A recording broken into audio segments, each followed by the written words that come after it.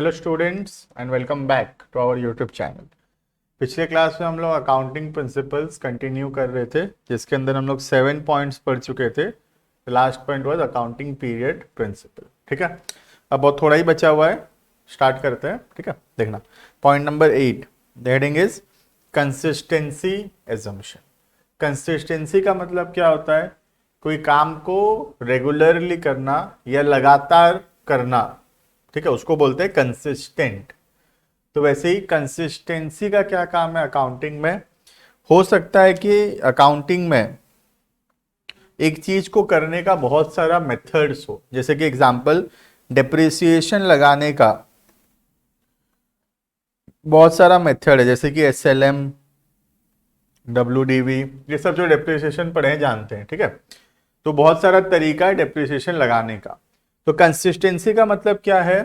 एक बार अगर कोई मेथड हम सिलेक्ट कर लेते हैं तो उस मेथड को हम कंसिस्टेंटली फॉलो करेंगे ईयर आफ्टर ईयर। हम हर साल अकाउंटिंग मेथड्स को चेंज नहीं करेंगे।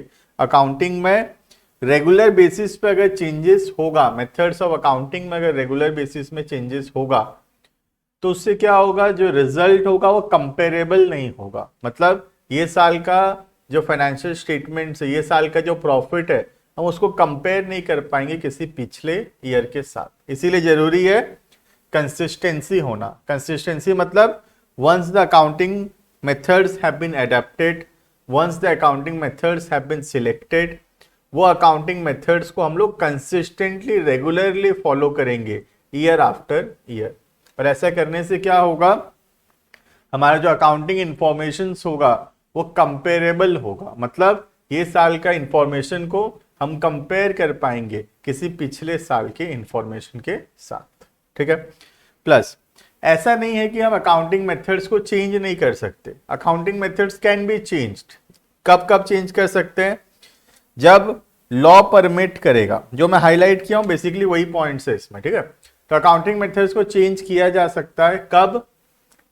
जब लॉ या फिर अकाउंटिंग स्टैंडर्ड्स बोल रहा है चेंज करने के लिए, या फिर चेंज करने से ज्यादा मीनिंगफुल प्रेजेंटेशन आएगा। मतलब अगर हम लोग अकाउंटिंग मेथड्स को चेंज करेंगे तो उससे क्या होगा? ज्यादा बेटर प्रेजेंटेशन होगा या ज्यादा बेटर अकाउंटिंग हो सकता है। तो वैसे केसेस में हम लोग अकाउंटिंग मेथड्स को चेंज कर सकते हैं। ठीक है, तो ये प्रिंसिपल बोल क्या रहा है आखिर? तो ये प्रिंसिपल ये नहीं बोल रहा कि हम चेंजेस कर ही नहीं सकते। ये प्रिंसिपल बोल रहा है कि फ्रीक्वेंटली चेंज मत करो। एक बार एक मेथड को सिलेक्ट करते हो तो उस मेथड को रेगुलरली फॉलो करो ताकि अकाउंटिंग इंफॉर्मेशन कंपेरेबल रहे। लेकिन ये बात भी नहीं है कि चेंज नहीं कर सकते। हम चाहें तो चेंज कर सकते हैं। कब कब? जब लॉ हमको बोल रहा है कि चेंज करने, या फिर चेंज करने से ज्यादा बेटर प्रेजेंटेशन हो सकता है, ज्यादा बेटर अकाउंटिंग हो सकता है।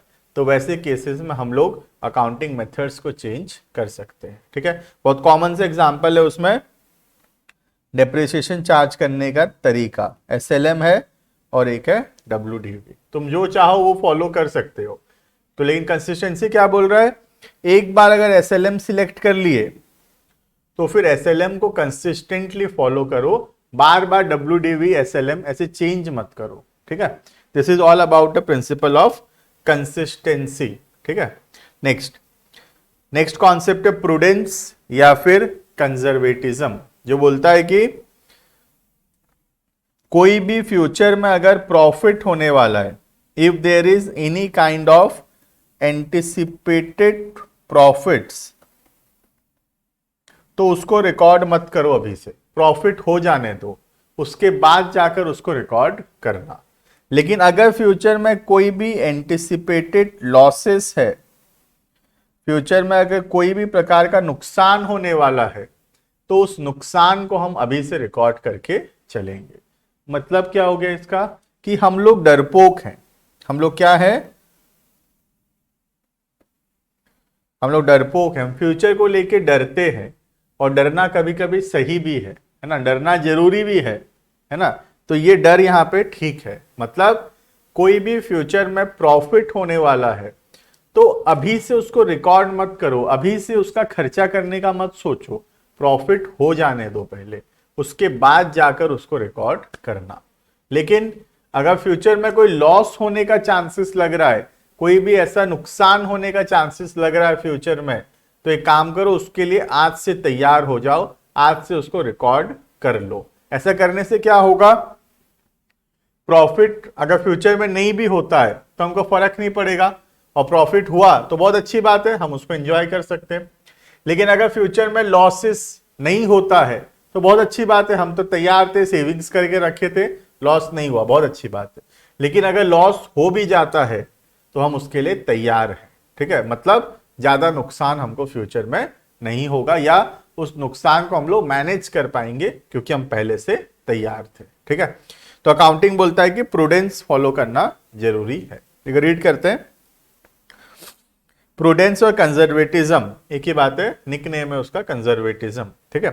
प्रूडेंस और conservatism principle is many a time describe using the phrase, ये जो मार्क किया हूं मैं, do not anticipate a profit, मतलब फ्यूचर का प्रॉफिट को प्रेडिक्ट मत करो, फ्यूचर का प्रॉफिट को रिकॉर्ड मत करो, अभी से हो जाने दो प्रॉफिट पहले, but provide for all possible losses, मतलब अगर फ्यूचर में कोई नुकसान होने वाला है तो उस नुकसान को अभी से रिकॉर्ड कर लो, ठीक है। ये बेसिक सा क्रक्स है, बेसिक सा समरी है एक प्रूडेंस या फिर कंजर्वेटिज्म का, ठीक है। इसके ऊपर एक एग्जांपल है, एग्जांपल पढ़ेंगे हम लोग, एग्जांपल बहुत इंपॉर्टेंट है। इसीलिए हम क्या करते हैं, क्लोजिंग स्टॉक को वैल्यू करते हैं एट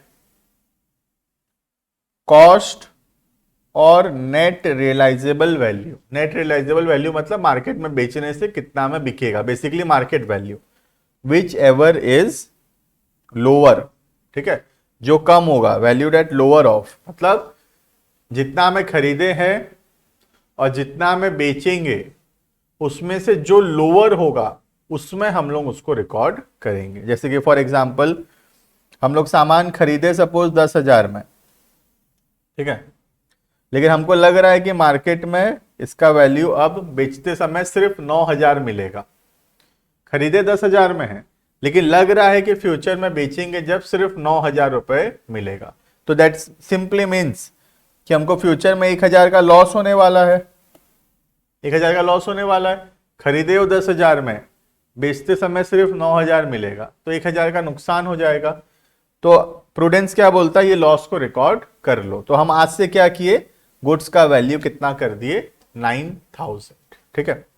दूसरा एग्जांपल, हम खरीदे 10,000 में, मार्केट में उसका वैल्यू अभी कितना है, 12,000, बेचने से 12,000 मिलेगा, तो हमको लग रहा है कि फ्यूचर में प्रॉफिट होगा 2,000 का, फ्यूचर में क्या होने वाला है, 2,000 का प्रॉफिट होने वाला है। लेकिन क्या प्रॉफिट को हम पहले से रिकॉर्ड करेंगे, the answer is no, profit को हम पहले से रिकॉर्ड नहीं करेंगे, हम सिर्फ लॉस को रिकॉर्ड करते हैं। इसीलिए अभी गुड्स का वैल्यू कितना रखेंगे, हम 10,000 ही रखेंगे, उसको 12,000 नहीं करेंगे। समझ में आ रहा है, तो वही हुआ ना, कॉस्ट और market value whichever is lower, जो कम है उस पर हम रिकॉर्ड करेंगे, ठीक है। ये बहुत बार क्वेश्चन बनता है ना, कौन से कॉन्सेप्ट के हिसाब से क्लोजिंग स्टॉक को वैल्यू किया जाता है, कॉस्ट और market value whichever is lower, the answer is as per the concept of prudence, ठीक है। और उसके बाद क्या बोल रहा है, फ्यूचर में डेटर से पैसा डूब सकता है, इसलिए हम प्रोविजन बनाते हैं, नाम है उसका provision for bad and doubtful debts. या फिर फ्यूचर में डेटर्स को हम डिस्काउंट देंगे, उसके लिए हम लोग प्रोविजन बनाते हैं, ठीक है।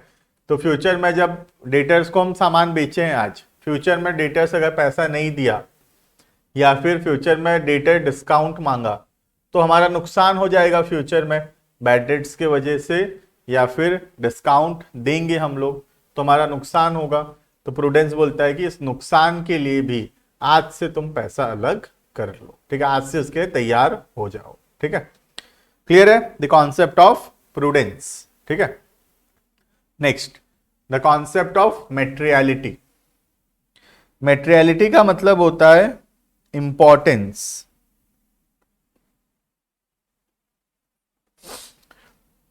तो मेटेरियलिटी प्रिंसिपल क्या बोलता है, हर एक ट्रांजैक्शन जो सिग्निफिकेंट है, जो इंपॉर्टेंट है बहुत ज्यादा, उसको प्रॉपरली रिकॉर्ड करने का जरूरत है, क्योंकि अकाउंटिंग में क्या हो रहा है, अकाउंट्स में बहुत सारा ट्रांजैक्शंस हो रहा है।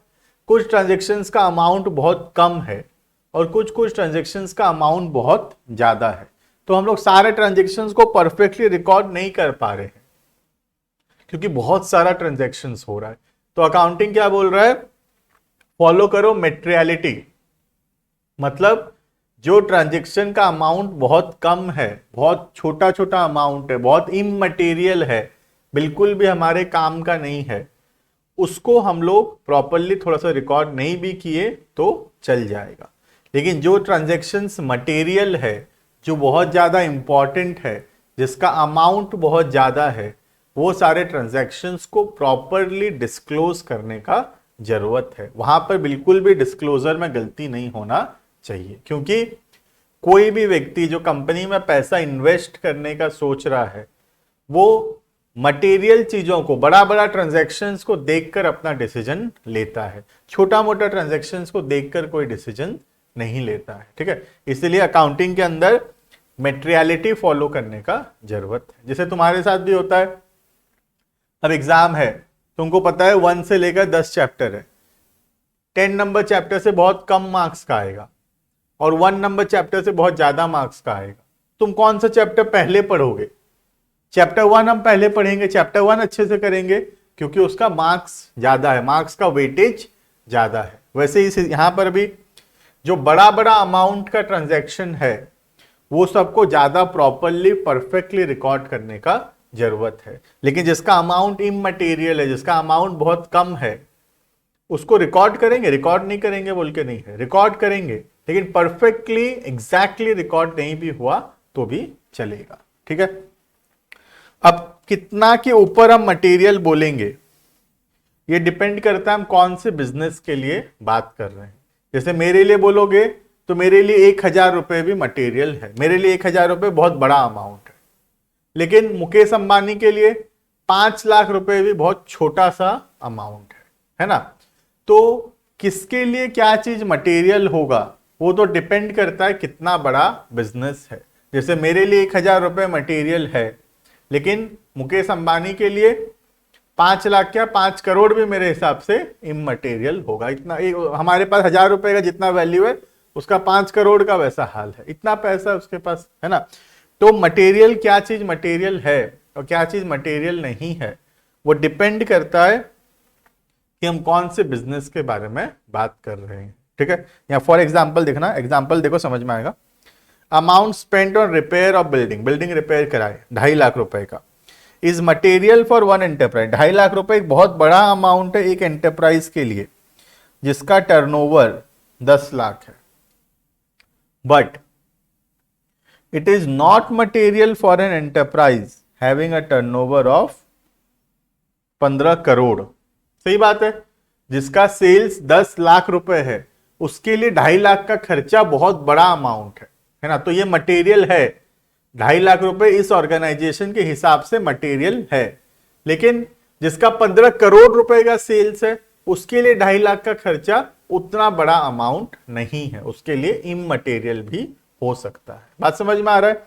तो अब कितना रुपए से ऊपर मटेरियल होगा ये बताना इम्पॉसिबल है, ये तो डिपेंड करता है कि हम कौन से ऑर्गेनाइजेशन के लिए बात कर रहे हैं।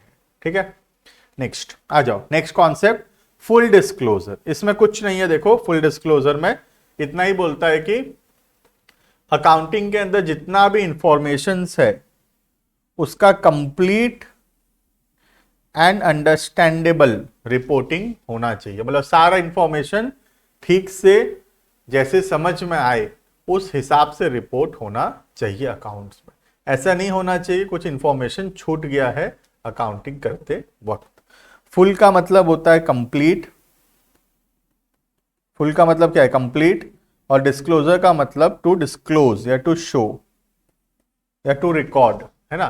तो अकाउंटिंग के अंदर फुल डिस्क्लोजर होना चाहिए, मतलब सारा का सारा अकाउंटिंग इंफॉर्मेशन जो है प्रॉपरली कंप्लीटली अंडरस्टैंडेबल होना चाहिए, इस प्रकार से वो डिस्क्लोज होना चाहिए, उसको बोलते हैं फुल डिस्क्लोजर। ठीक है, बहुत ज्यादा इंपॉर्टेंट कॉन्सेप्ट नहीं है ये। ठीक है, नेक्स्ट सबसे इंपॉर्टेंट जो है वो है अकाउंटिंग इक्वेशन। अब अकाउंटिंग इक्वेशन क्या होता है, As per accounting, every transaction has two aspects. One is a debit aspect and another one is a credit aspect. सुने ही होगे तुम अकाउंट्स में ट्रांजैक्शन का दो पार्ट होता है, एक पार्ट को बोलते हैं डेबिट और दूसरे पार्ट को बोलते हैं credit. The total of debit is always equal to the total of credit. ठीक है. अब जो एसेट्स है उसका हो गया है डेबिट बैलेंस और जो कैपिटल एंड लाइबिलिटी इनका है क्रेडिट बैलेंस. तो हम ये बोल सकते हैं the total of asset is equal to capital plus liability. Asset का जो टोटल है किसके बराबर है? कैपिटल प्लस लाइबिलिटीज के बराबर है. ठीक है. इसी को बोला जाता है, इस इक्वेशन को बोला जाता है अकाउंटिंग इक्वेशन या फिर balance sheet equation, which says that the total of asset is equal to the total of capital plus liabilities. ठीक है. आओ देखते हैं क्या बोल रहा है. Accounting equation is based on dual aspect of accounting. It means that every transaction has dual aspect. दो एस्पेक्ट है, एक डेबिट और दूसरा credit. Two aspect, debit and credit. It holds that every debit has a credit of equal amount and vice versa. The total claim, that is outsider and proprietor, मतलब liability plus capital will always be equal to the total of assets. समझ में आ रहा है? Asset का जो total है किसके बराबर है? कैपिटल प्लस लाइबिलिटीज के. ठीक है. The claims are also known as equities, are of two types. Owners equity, ठीक है. इक्विटी का मतलब कुछ नहीं है, कैपिटल को ही बोलते हैं. और लाइबिलिटी या आउटसाइडर्स इक्विटी, मतलब लाइबिलिटी. ठीक है. लाइबिलिटी को बेसिकली इक्विटी भी बोला जाता है. मालिक का जो लाइबिलिटी दैट इज कैपिटल, उसको बोलते हैं ओनर्स इक्विटी. और जो बाहर वाले हैं, जैसे लाइबिलिटी जिसको हम बोलते हैं, उसको बोलते हैं आउटसाइडर्स इक्विटी. ठीक है. बाकी ये फॉर्मूला जितना भी है सब एक ही फॉर्मूला से बना है. The formula is asset equals to capital plus liability. सारा फॉर्मूला यही है. किसी को इक्वल्स टू के इधर, किसी को उधर, ऐसे लेकर फॉर्मूला बनाया हुआ है. बेसिक फॉर्मूला यही है, asset equals to capital plus liability. और इसको क्या बोला जाता है? Accounting equation. इस इक्वेशन को बोला जाता है अकाउंटिंग इक्वेशन. क्लियर है? तो इसी के साथ हम लोग का बेसिक अकाउंटिंग टर्म्स कंप्लीट हुआ. थ्योरी जितना था अकाउंटिंग वो कंप्लीट हुआ और अकाउंटिंग प्रिंसिपल्स कंप्लीट हुआ. जो भी पिछला वीडियोस नहीं देखा है वो सारा वीडियोस पहले देख लेना, उससे क्या होगा, ज़्यादा बेटर समझ में आएगा. ठीक है. बाकी फिर नेक्स्ट क्लास में हम लोग कंटिन्यू करेंगे इसके बाद वाला टॉपिक से. इसी यूनिट के अंदर आगे जो टॉपिक है उससे हम कंटिन्यू करेंगे. ठीक है. वीडियो पसंद आए तो लाइक कर देना, चैनल को सब्सक्राइब करना ऐसे वीडियोस देखने के लिए, और ज़्यादा से ज़्यादा लोगों के साथ शेयर कर देना.